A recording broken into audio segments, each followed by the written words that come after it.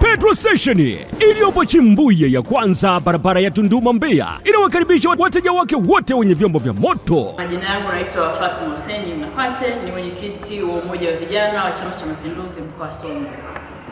Leo nimewaiteni mahali hapa ili niweze kuzungumza na vijana wenzangu mkoa wa Songwe na vijana wote wa Kitanzania juu ya masuala mbalimbali yanayotuhusu sisi vijana kwa mustakabali nzima wa maendeleo ya nchi yetu ya Tanzania. Ndugu wanahabari, hivi karibuni kimezuka chama kimoja cha siasa. Chama hicho kimebadilisha dhana na dhamira ya kuundwa kwake kuwa chama cha siasa cha kuzungumzia ajenda za watu zinazowahusu wananchi na hasa maendeleo ya Tanzania. Lakini chama hicho hivi ninavyozungumza kimejigeuza kuwa ni kiwanda cha kutengeneza chuki, na ukizingatia viongozi wao wenyewe ni vijana wenye nguvu za kutosha ambao wana uwezo wa kufanya shughuli mbalimbali za uzalishaji mali, nchi yetu ikapata mapato, familia zao zikaendelea kujikwamua na kuwa na uchumi ulio bora zaidi. Lakini vijana wenzangu wale wameamua kujiajiri kwenye kiwanda cha chuki.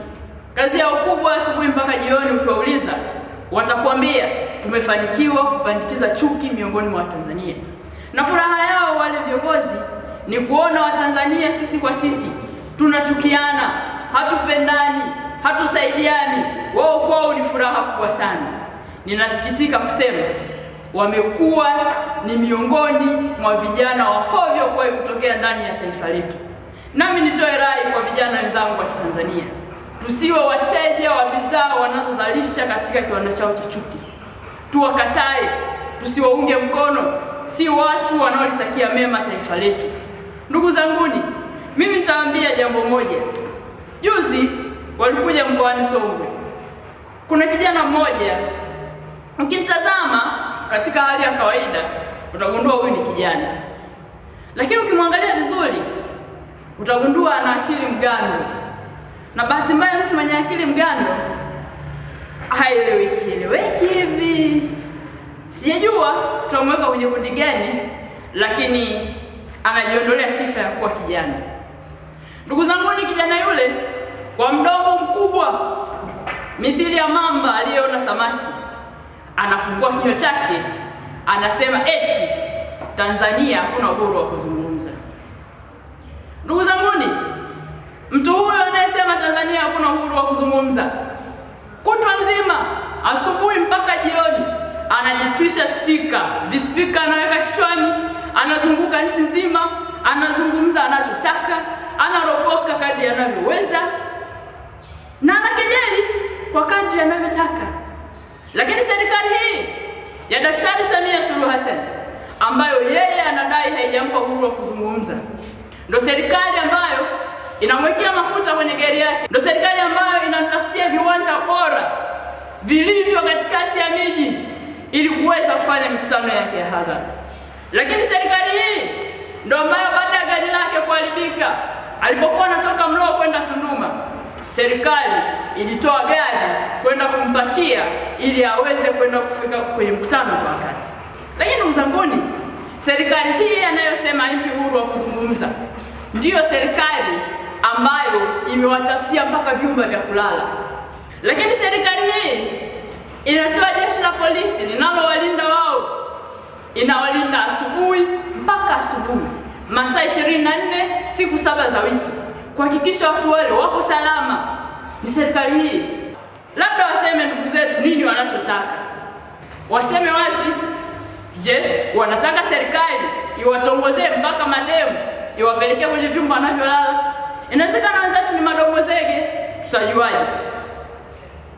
Ndugu zanguni, yupo kijana mwingine ambaye ukimtizama ni baba mwenye wake watatu, lakini si wake watatu tu. Mtu huyo ana mawala kila kona, eti anasimama anasema Tanzania inataka katiba mpya.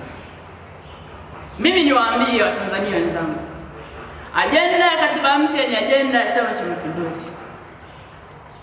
Lakini wao ninyi Watanzania ni mashahidi. Watu hawa ambao leo wanakuja wanasema wanahitaji katiba mpya, ndio watu hawa waliotukwamisha Watanzania kupata katiba mpya. Na walitukwamisha kwa sababu ya interest zao binafsi tu, kwa sababu ajenda walizonazo, ajenda walizokuwa wanazitaka si mahitaji ya Watanzania.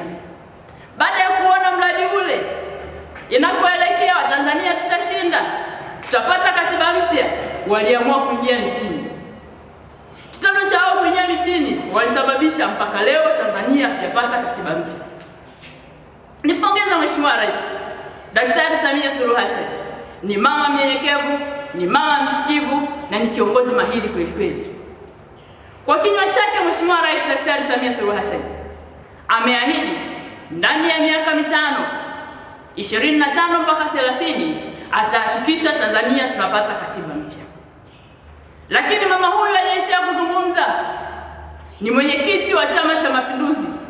Ukisoma ilani ya Chama cha Mapinduzi 25-30 ambayo wenzetu hawana, imeahidi ndani ya miaka mitano wa Tanzania tunakwenda kupata katiba mpya. Ndugu wa Tanzania, naomba niwaambie jambo hapa na mnielewe kweli kweli.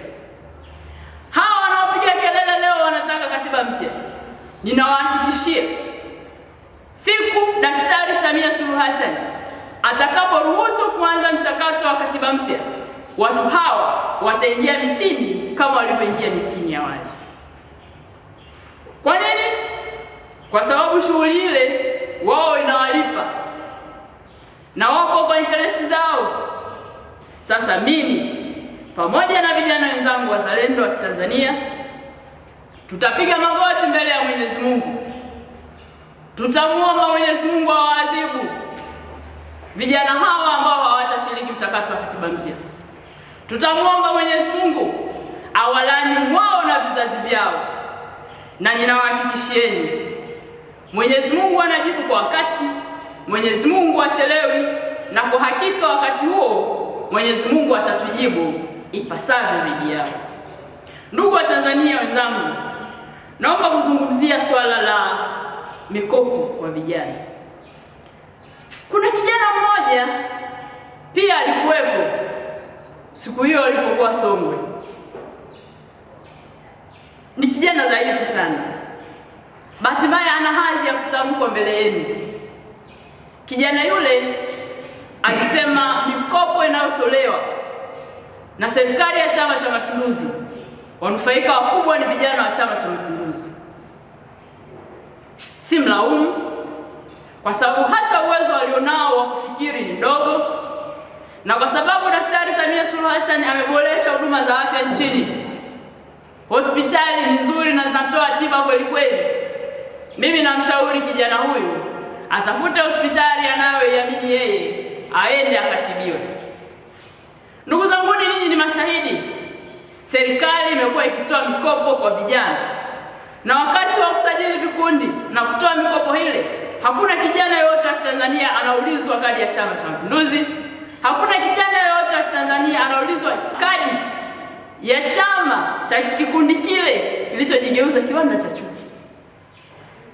Serikali ya Daktari Samia Suluhu Hassan inajua vijana wanahitaji fedha, inajua vijana wanahitaji maendeleo.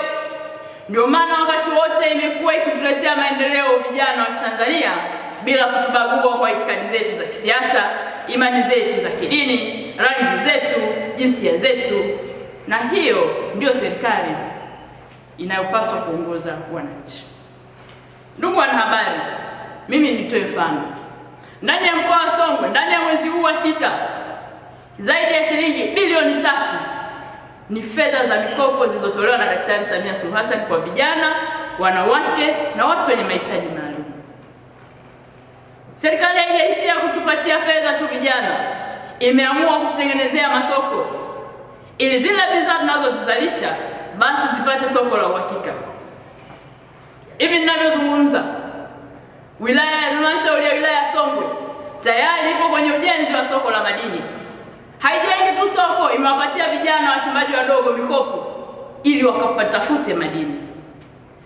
Lakini serikali ya Chama cha Mapinduzi inajua vijana wa mkoa wa Songwe ni wakulima. Hakuna mahali ndani ya mkoa wa Songwe vijana vijana wanahangaika, sehemu ya kwenda kuhifadhi mazao yao, wala soko la mazao yao ni la uhakika. Lakini ndani ya mkoa wa Songwe, serikali yetu inajua vijana wa mkoa wa Songwe ni wafugaji. Hivi ninavyozungumza, ndani ya mkoa wa Songwe tuna machinjio bora na ya kisasa ambayo inatumiwa na vijana ili waweze kuongeza thamani ya mazao na mifugo yao, waweze kujipatia fedha za kutosha. Lakini ndugu zangu, sitaki kuongelea huko kwenye elimu. Serikali ya Daktari Samia Suluhu Hassan imefanya maajabu. Yale majengo ambayo watu wa kutoka Ngulilo, watu wa kutoka Chole, watu wa kutoka Ngwala, watu wa kutoka Namkukwe huko walikuwa wanasafiri, wanapanda magari, wanakwenda kuyaona madarasa yale jijini Mbeya, Dar es Salaam, Mwanza na mikoa mingine. Madarasa yale ninalozungumza wanasomea watoto wetu maeneo yote ya mijini na vijijini. Huyo ndio Daktari Samia Suluhu Hassan. Lakini katika huduma hizi zote nilizozungumza na mambo yote tunayofanyiwa vijana wa mkoa wa Songwe, hakuna sehemu ambayo kijana anaenda anaulizwa wewe ni chama gani. Hakuna. Ni waombe waache kupotosha, waache kuzungumza uongo, maana wakati mwingine hata shetani mwenyewe anawashangaa sana. Ndugu zanguni, mimi nitoe rai kwa vijana wenzangu wa mkoa wa Songwe. Tuilinde amani yetu. Amani ndio silaha pekee tulionayo. Sisi vijana wa Tanzania hatuna nchi nyingine zaidi ya Tanzania. Hatuna uraia mwingine zaidi ya uraia wa Tanzania. Niwaombeni tuwapuuze wale walioanzisha kiwanda cha chuki. Tusiwe wanunuzi wa bidhaa yao ya chuki. Baada ya kusema haya machache, asanteni kwa kunisikiliza. Mabena Petrol Station iliyopo Chimbuye ya kwanza, barabara ya Tunduma Mbeya, inawakaribisha wateja wake wote wenye vyombo vya moto kupata nishati safi ya mafuta yenye viwango bora na ujazo sahihi kwa matumizi ya chombo chako. Tunatoa huduma masaa 24. Tunapatikana Chimbuye ya kwanza ukitoka Tunduma na Chimbuye ya pili ukitoka Mbeya. Pia tunawakaribisha kwenye vituo vyetu vilivyopo Njombe mjini, Makambako mjini, Songea mjini, Masasi, Nyamwage na Kibaha Miembe Saba. Ili kupata maelezo tupigie simu namba 0796 332 522 na 0747 630 476. Mabena Petrol Station, tunajali chombo chako. Nyote mnakaribishwa.